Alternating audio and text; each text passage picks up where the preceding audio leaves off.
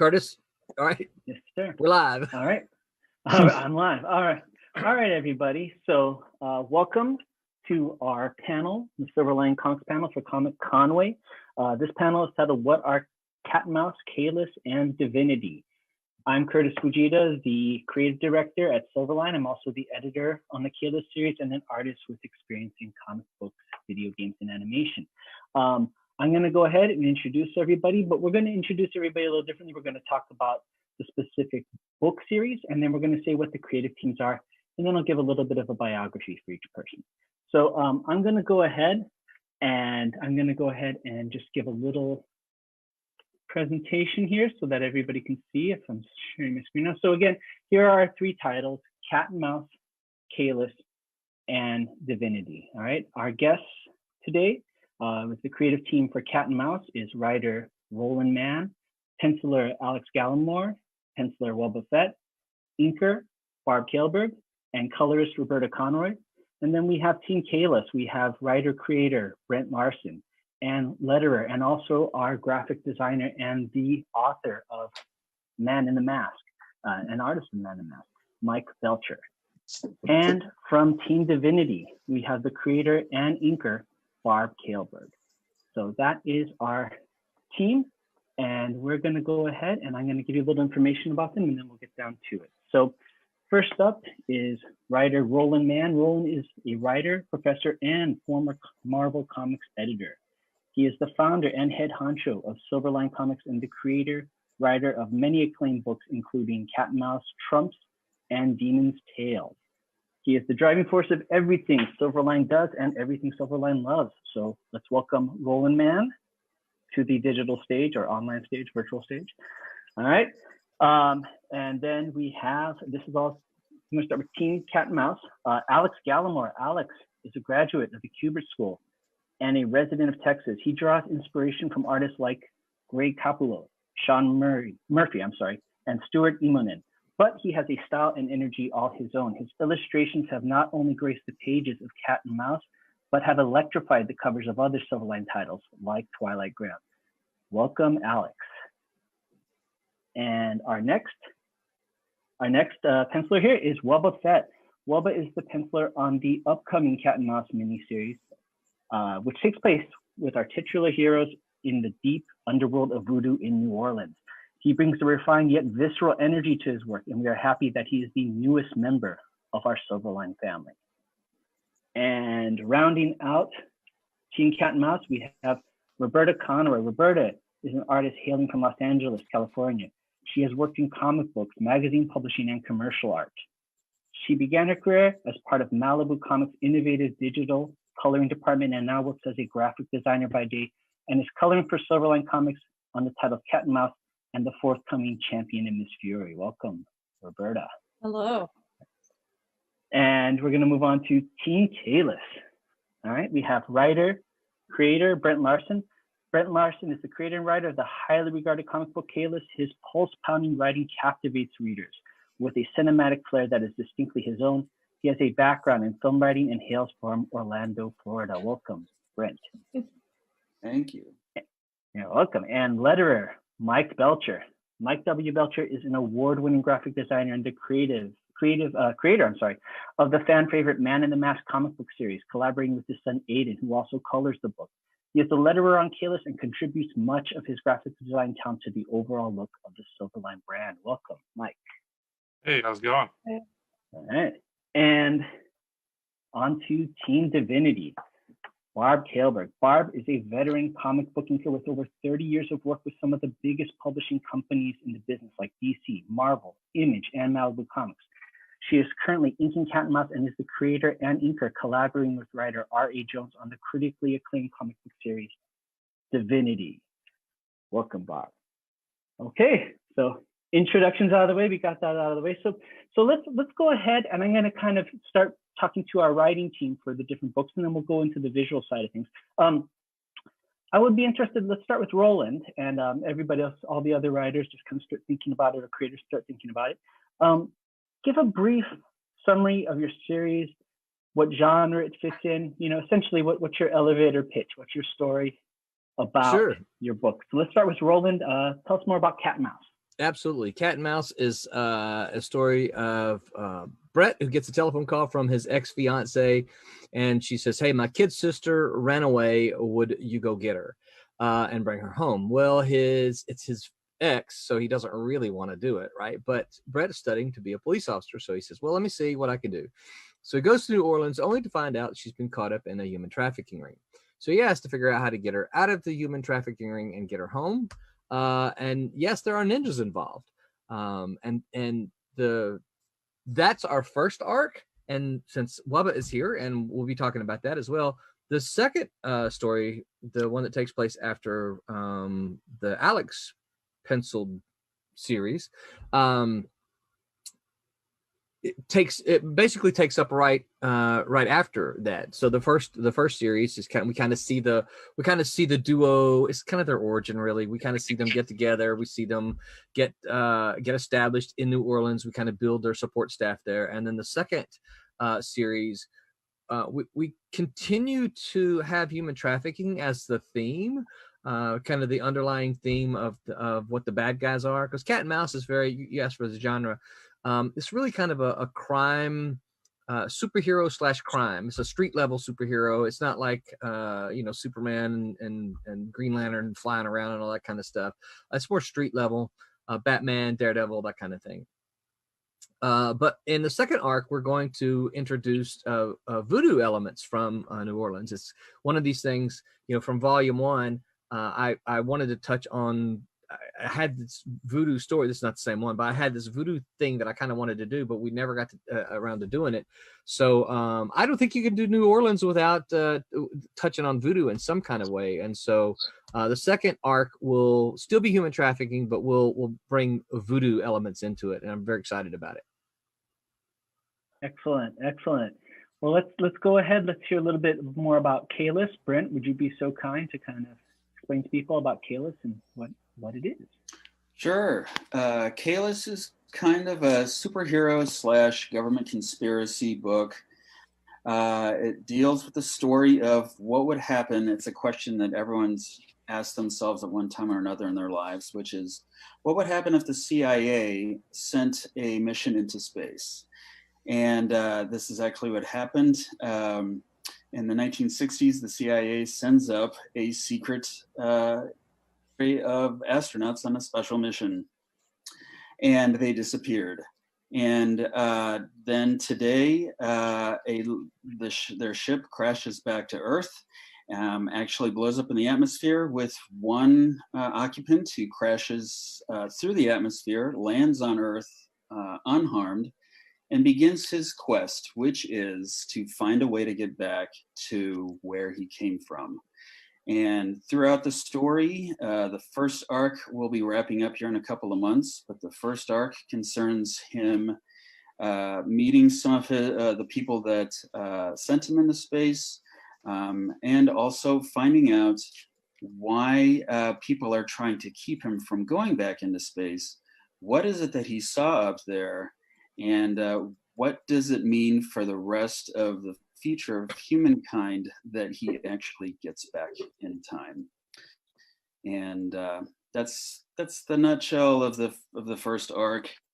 The series will go on past that, and we'll find out just basically why did the CIA ever even have an astronaut program in the first place? What is the secret organization that has been trying to stop knowledge of this outer space phenomena from becoming common knowledge? And why is it so important that eventually this truth comes to light? That's not really, that's a pretty huge nutshell. I realize it's macadamia nut sized, but anyway, I think that sums it up. I don't know if it sums it up well, but it sums it up. How's that? There you go. Well, and as the editor on Kayless, it's like one of the easiest books to edit because it's so good, and it's like I feel like a fan because I get to read it before almost anybody else. So great book, highly recommend it. Let's go ahead and let's talk to Teen Divinity, also known as Barb Kaelberg. Barb, tell us all about Divinity, please. Well, Divinity is a story of a Marine who's called back home after the mysterious death of his parents to look after his 11-year-old sister, whom he discovers after he returns has mysterious healing powers. And the mysterious death of his parents seemed to be brought about by forces that are interested in getting their hands on divinity. So it's kind of a cross between an adventure and supernatural, because nobody knows why she has these powers, where they came from. And there's an evil cabal that would like to get their hands on her for their own purposes. And he ends up going on the run with his little sister to try to protect her from the people who would like to get their hands on him. And this includes not only the evil cabal, but, groups of fanatics or rich mobsters, anybody who could make use of somebody who could heal. And then, as anybody would like to have somebody available to them to cure all their ills or heal all their loved ones, they go through trials and tribulations and are eventually hooked up in the second issue with Zach, who's the Marine, with his former Marine, Olivia. And so their job becomes to protect Divinity, which is the little girl who can heal. And they go on adventures. Excellent. And Divinity is a really unique book. I think it definitely fits in that genre-spanning kind of idea of what Silverline promotes. The heroes are everyday people in extraordinary circumstances and extraordinary abilities. And visually, it's really unique. I like it's hand-colored. It just has a very cool style to it. And the cliffhanger in the first issue is insane. I'm still trying to get Barb to tell me what happens next, but I think I have to wait for the next issue. So we'll see. Oh yeah, you gotta wait for that. It's great. Well, we talked to right. our writing. Yeah, I'll get in line with everybody else, right? Let's see. So we talked about our writing, for our different series. Let's go ahead and talk about the visual side of things. So let's start with Cat and Mouse. I'd like to first start talking to Alex, who's been penciling the series. And I just ask Alex, as an artist, if you can kind of describe your creative process on this specific book, what was unique about working on Cat and Mouse as opposed to, other work you've done, or what's the unique process? What has your experience been on Cat and Mouse? I think just it was my first actual title, so I penciled both digitally and traditionally for issue 2, and then issue 3 was done fully traditional. So I think that's pretty much the only thing I found different. The Keyword School, we didn't do a full issue of work, but we did like multiple different scripts and everything, and pretty much any type of method. So it was fun. It was definitely the only thing is actually doing a full issue, I'd say, is the only actual difference. Definitely. And then let's talk to Wubba Fett, because Wubba is going to also kind of work on the series on this next arc.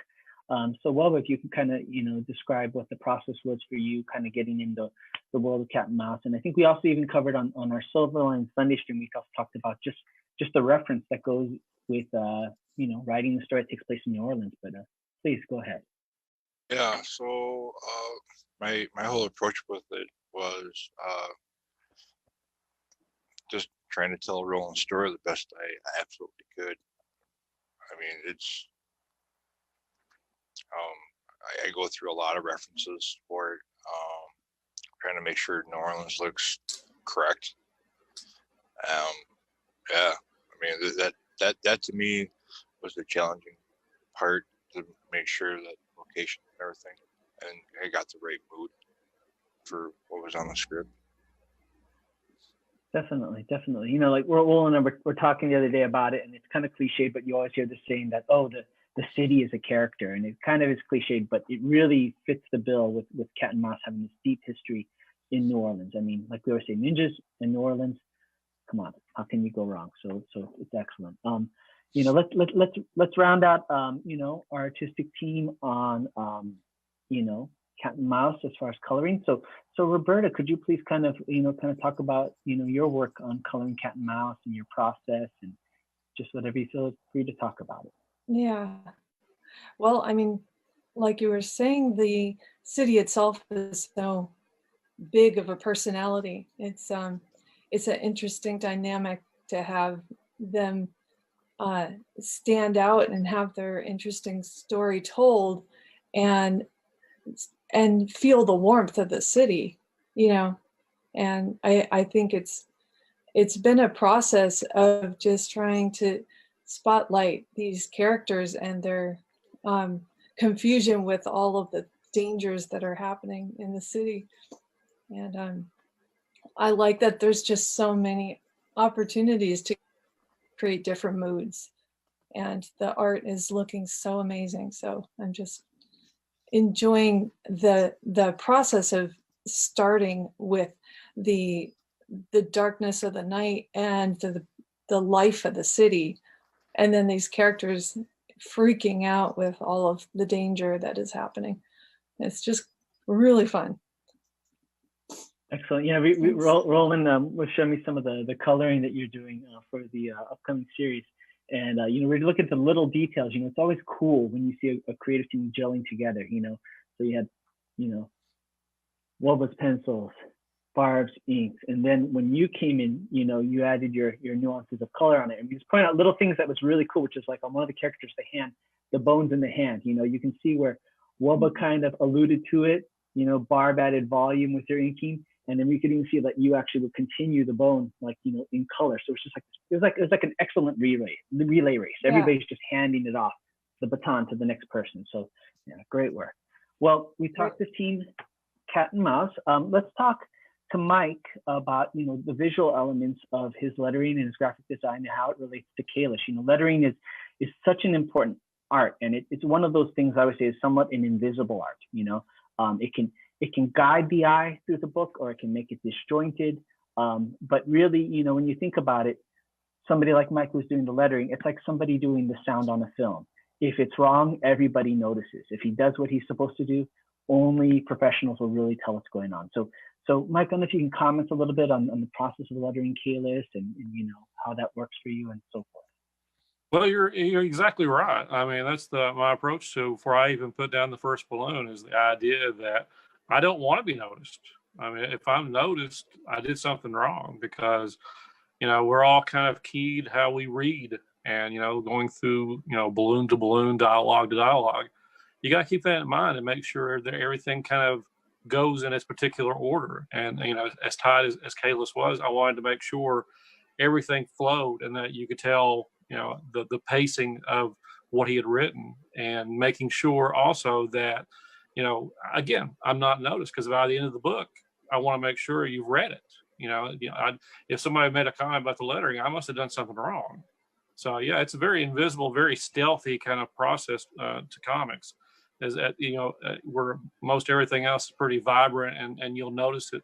I want to be not noticed. I want to make sure that everything's clear, everything is nice and tight, and that nothing's concealing of the, make sure that each panel I'm not concealing something important in the art, because again, it's a visual medium. I don't want to, it's show, not tell. You want to make sure that I'm not putting anything over something very vital that's a visual cue.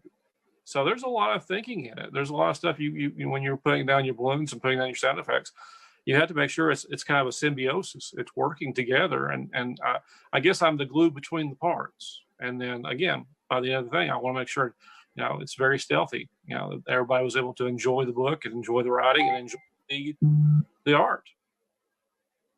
Absolutely. We often talk about it. It's like that idea of restraint, and, comic books are so bold and powerful. And the idea of restraint is kind of lost sometimes to the novice, right? I always say, the people that have those more supportive roles in elevating the comic book, it's kind of like, you don't want to be that guy at the school play who's supposed to be a tree and is walking in front of the spotlight and making a scene. That takes a lot of restraint to kind of sit in the back and be a supporting player, but it makes all the difference. So yeah, definitely. Like a bass player in a rock band. Exactly. But I always say, don't be the guy on the guitar in the 1980s music video. Okay, Yeah. if you know, it doesn't take much Yeah. to do this, but man, that guy is hogging the spotlight like nobody's business. So don't be the guitar. That's right. For those of you aspiring comic book creators, look it up. 1980s guitar. Okay.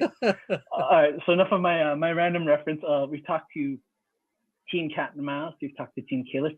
Let's talk to Barb about the visual. And then Barb is in a really neat position because she's going from both angles. She's going from the creating and collaborating with RA on the writing and the storytelling part, and then she's going also on the visuals with the ink. So Barb, I don't know if you can kind of talk about your process and how it relates specifically to Divinity, because you've inked so many books in your storied career, and this is your big project. So please let us know.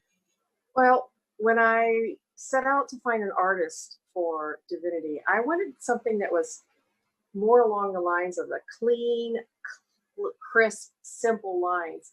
I'm used to inking more the 90s looks like Cat and Mouse and other 90s looking books, but I kind of wanted to do a bit of a throwback to a simpler line, something clean. And because Divinity is an all ages book that can appeal to a lot of people, I didn't want it to look too gritty, and I wanted it to be very clean and beautiful, crisp lines. So I started looking around at artists, and I came across Alex Sarabia. He's from Chihuahua, Mexico, and his line work is just phenomenal. I just loved it. It was beautiful, and it told everything that you needed to tell in simple lines, but yet it's very, very dynamic at the same time. It pops out at you, and when you add the colors onto it, it's just stunning. Now I've taken over the colors on issue number 2 as well, so I'm not only co-writing, the creator and the inker, but I'm also the colorist now. But I think it lends itself to such a visually appealing style that it kind of jumps out and bites you. And that's what I wanted. I wanted something that would make you stop as you walk by it and go, oh, that's really appealing. And it certainly does that. I've gotten a lot of rave reviews on not only the art, but the writing. So it's kind of a bit of a breakout, and I'm really enjoying that. Well, that's great. And you know that thing you said about you wanted a little bit more cleaner line work because you wanted to be accessible, to different audiences. The thing that's kind of cool too that I found with reading it is that cleanness, that accessibility actually heightens the danger in that story, because there's a certain vulnerability to Divinity and her brother and all things. And so when the danger comes in, you don't really expect it. It's almost a little jarring in the best way possible, Whereas if Divinity was kind of gritty, you would kind of be getting ready for it. So I think that's excellent. Mike and I were talking on our Sunday stream about the idea of detail, and each book, that we're talking about has their own visual language, their own visual style. And that's very true, because Cat and Mouse, I think, lends itself to a gritty look. Mm-hmm. If you've ever been to New Orleans, it's kind of a gritty town. Mm-hmm. So I think the style that's on Cat and Mouse is perfect for that book, but the Divinity went with a different direction. Exactly, and there's a certain pace and cadence to each look that fits the genre, fits the title, and all 3 titles that we're talking about here, do it excellently. So very good. Well, we kind of spoke specifically to, the different creative components and people on our panel, but I'm going to open up the floor to everybody. And before I do, I'm just looking in the comment section. It looks like Comic Conway went ahead and, just wanted to say, it's great to see more women in the industry. And I'd say, I agree. I would say it's also great to see more women up front in the comic book industry, because ladies, if I can be so bold, for those of us in the industry, we know that the ladies have been there. I mean, both Barb and Roberta have been doing this for decades. You got Louise Simonson over at Marvel. You got, so many people, and Lucenti, you have all these great contributors to the genre, and they've been there, but it's just so nice that we're seeing them up front and getting credit where it's due. So thank you, Comic Conway, for pointing that out. But I'm a guy, so I think the mansplaining should be over. I don't know if ladies, if you want to comment on that, but this is my time. I have a mute button. I'm going to use it right now. No, I totally agree. I mean, I think that women have a lot to contribute, not only just art-wise, but from a different perspective and point of view. And they can add a lot of richness to storytelling, and maybe bring in a perspective that it hasn't been seen for a while, that maybe kind of break out. I mean, there's only so many times you can tell a story, right? And sometimes you just need a fresh point of view to bring storytelling up another notch, or take it in a different direction that you weren't expecting. So I totally am for more women in comics, and nothing against the guys, because I've worked with guys for 30 plus years, and I've had a blast. I have been treated very well. I have no complaints. In fact, Malibu was nothing but an absolute joy to work with when they gave me my start. But it's always good to see some diversity in the storytelling. Yeah, and I think I was surprised as well when I was in Malibu how much of a dynamic there was between the different types of women that were there. We had a large amount of I'd say strong female artists and writers, and it was really impressive. And I think that made a good impression on me when I was younger. Having that be the reality, because I was always worried that there was a difficulty in breaking into that arena, And absolutely, and all three of our titles, are no exception in terms of representation and having strong and interesting female characters. Obviously Cat and Mouse. We have Mouse, Bobby. We have in Kayless, Castillo, and in Divinity we have Divinity and other characters too. So I mean, it's a great time to be creating comics, and a great time to create comics with these folks. So let's open up the floor a little bit, and feel free to chime in. A question I have for all the creators are, where do you draw inspiration for work on this series? And what I mean is, specifically on the series, of course you have your mainstays and the people that you like, but it doesn't have to be necessarily complex. Like, I listen to this music when I'm drawing, this issue, or this movie I watched, or this comic book, or this art. What can you kind of give us where your headspace is as far as where you draw inspiration while you're working and creating and coming up with these ideas for Cat and Mouse, Kayless, Divinity? So the floor is open. For me, I've been having to watch. I don't have to, but I've been choosing to watch a lot more like CSI kind of stuff.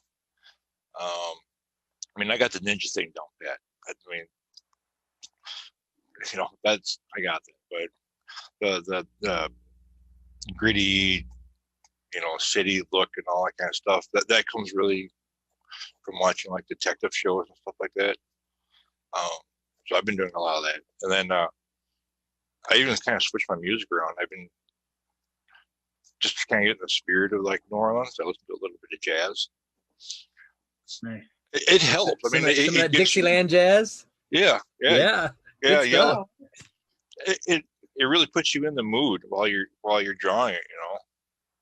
I mean, yeah. I mean, that's where I'm at when I'm, actually working on it. When I'm working on a page. Listen to a little New Orleans jazz. That'll get you moved. Yep. Listen to that and watch the CSI shows. Yep. I mean, you get into the fight scenes. Well, I can throw my metal back on for that. But yeah, I mean that's where my inspirations come from. The detective shows, music. That's good. Well, I like how you talk about the auditory thing, because this idea, and we talk about this in art, and I'm sure it's true in all mediums. It's this idea that art encompasses all senses. You can look at a painting of an ocean in a museum, and you can hear, if it's done right, you can hear the crashing of the waves. You can smell the salt water in the air. Right. And just the fact that you're listening to that music, it informs your work, whether people realize why they're feeling what they're feeling, but it comes through in the work. So that makes perfect sense. It does, and I think like have said before already, New Orleans really does have its own personality. I mean, the graffiti artwork, the way the buildings are set up, it's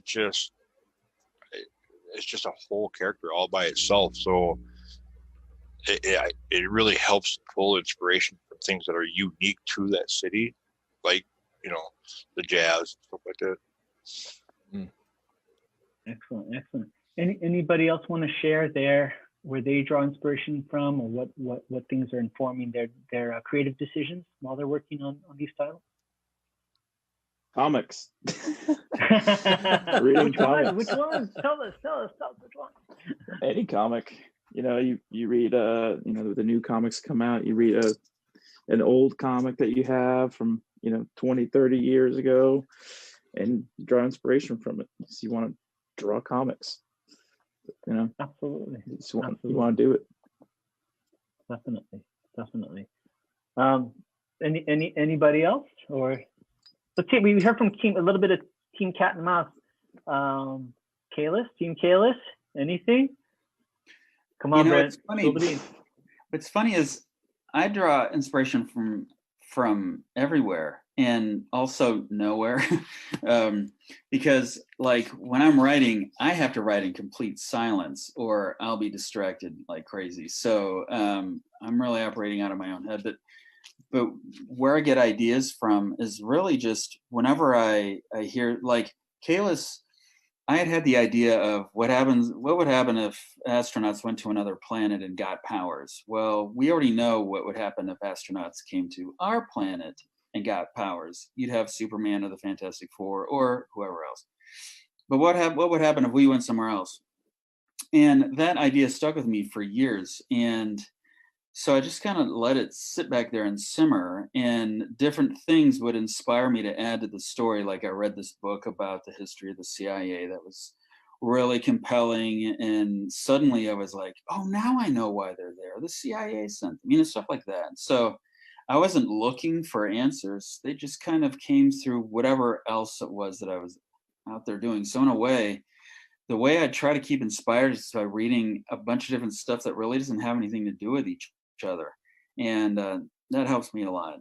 So I think that's great. And I think one of the common threads between all three of these series is the common thing is always say, oh, it's superheroes or things done realistically, which I think is kind of played out, right? Because usually, especially in Hollywood, that means slap some black leather on them and it's realistic now, right?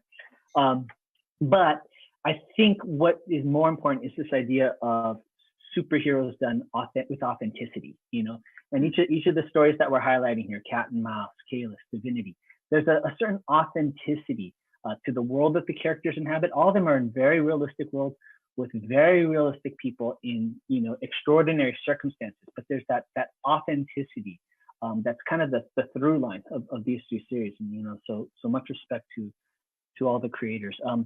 Barb, if you could tell us a little bit about things that informed your creative decisions with Divinity, please. Well, I think most of the Silverline crew have already realized that Divinity is a personal thing for me. Came up with it a couple of years ago. My brother was diagnosed with cancer 2.5 years ago, and being a dyed-in-the-wool comic book fan, I came up with the inspiration for an adventure series about a girl who could heal, because I was just so focused on if I could have the ability to heal my brother, and that would be everything. What would I do to be able to heal him? And I would do anything. I would do anything, and that's kind of where this kind of all meshed in a dream at one point, and I came up with the character of Divinity. And I'm in Iowa now, taking care of my brother as a caretaker, so it's not going well. But the whole thing became a very personal journey for me to have something that I could pin my hopes on. This girl who could heal anything, and what people would do to get their hands on her, and it just became a natural process to put it into a comic book. So that's where I got my inspiration. It really is about my wishes to heal my brother. Well, I think that's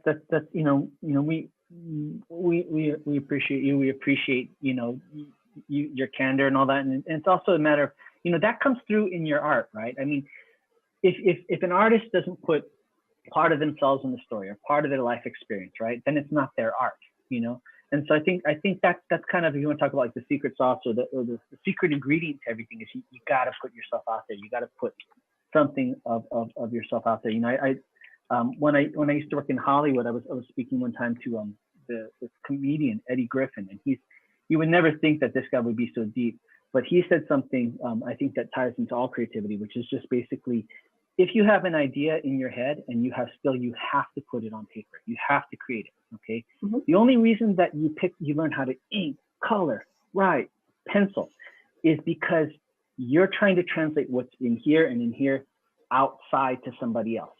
If not, don't even pick up the pen. I mean, the movie's perfect in your head, the comic book's perfect in your head, everything's completely fine. We spend decades owning our craft so we can tell people what's going on in here, right? And so that's really what it's all about. Mm-hmm. Oh, I think it's something that can connect with everybody, because who doesn't have somebody they want to help?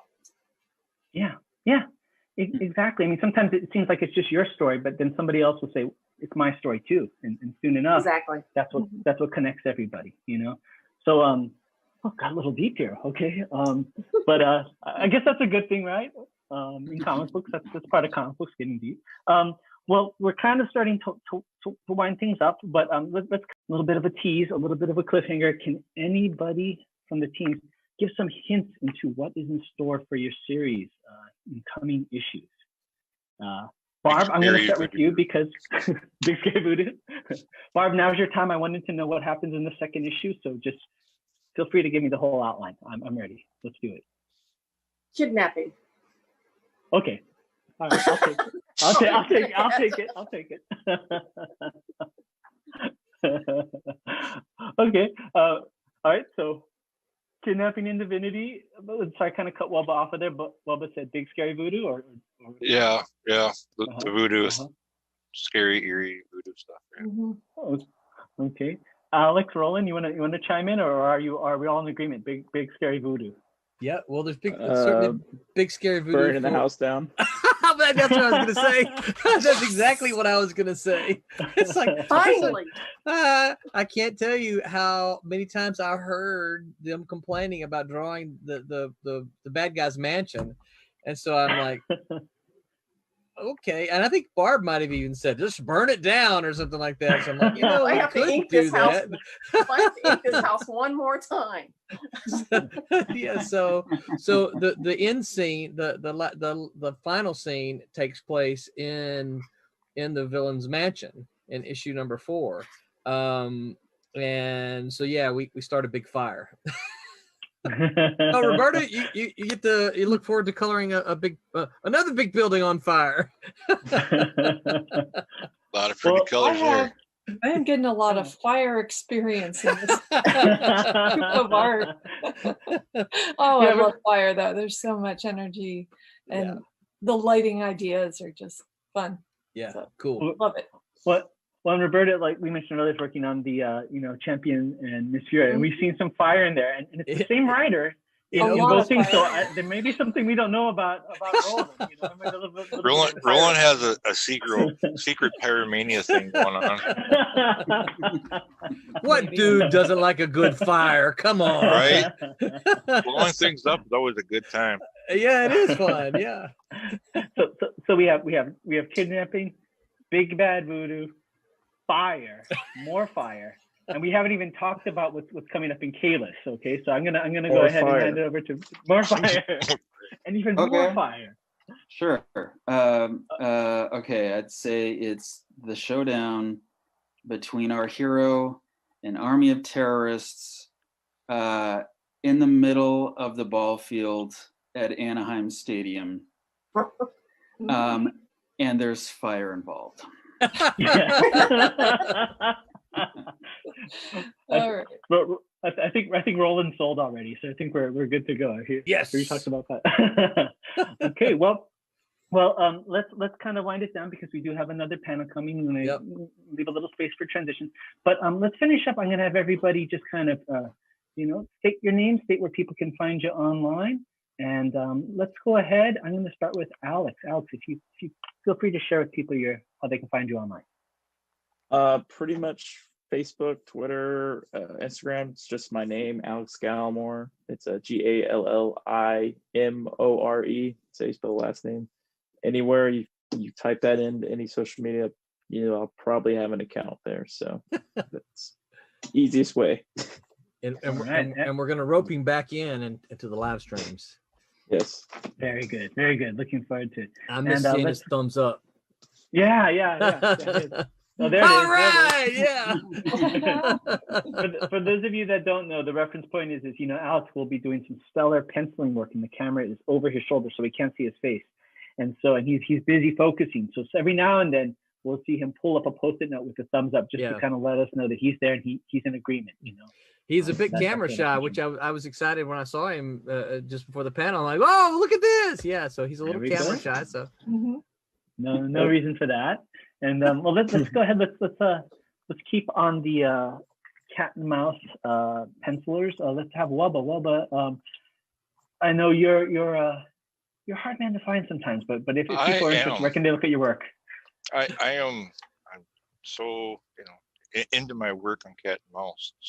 Don't want to be bothered, No, you can catch me on the live stream on Sundays. Well, most of the time.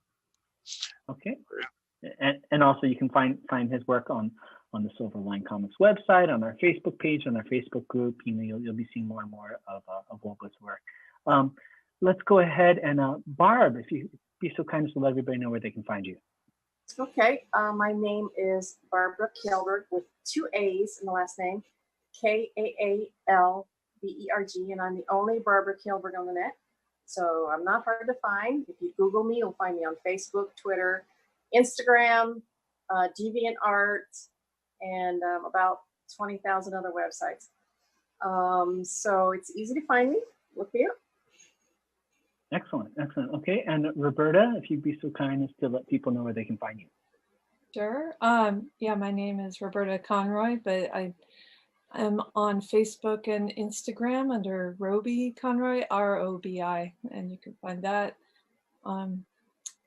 And that's about it. So there's other Roberta Conroys on social, so that's why. Okay, and you can also find her on our Sunday stream where she shows her work and contributes. So Mike Belcher, if you could please let us know where they can find you and also where they can find Man in the Mask, because it's a great book. You can find me personally at Mike W. Belcher over Twitter, Instagram, and Facebook. And you can find Man in the Mask at amkcomics.com. If you were looking for a nice old-fashioned masked man yard, there's some free comics there for you to read. Right. Good stuff.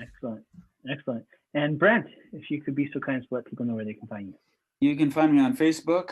I am on Instagram at brent.vector. You can also find me at my website, brenttlarson.com. You buy, where would they go? The Silverline website to get copies? Yeah. There you go.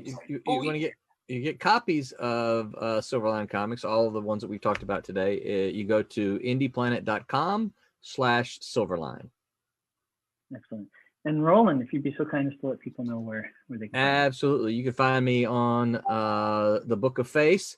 You can find me at Man Roland on Twitter, and I'm on Instagram, but I think it's just Roland Man. I don't know. I'm not there often enough, and of course on the Silverline pages. Okay, and on the Silverline Sunday stream as well. That's right. So again, I'm Curtis Fujita. You can find me online. You can find me as Curtis Fujita on Facebook. You can also find me. I'm a martial arts instructor. You can find me through my martial arts information. You can find that on YouTube, Instagram as Tiger Crane 805, and that's pretty much it. But we want to thank everybody for joining us. We have more content coming right up after this. But we want to thank all of our fans, and we want to thank you folks for supporting us. Like I said, we have all these ideas in our head, but we put a lot of work into it because of you guys. We want you to see what we experience, what our thoughts are, what our dreams are, all the things. And we absolutely. really appreciate everybody's support. So until next time, make Make mine mine silver Silverline. line. There we go.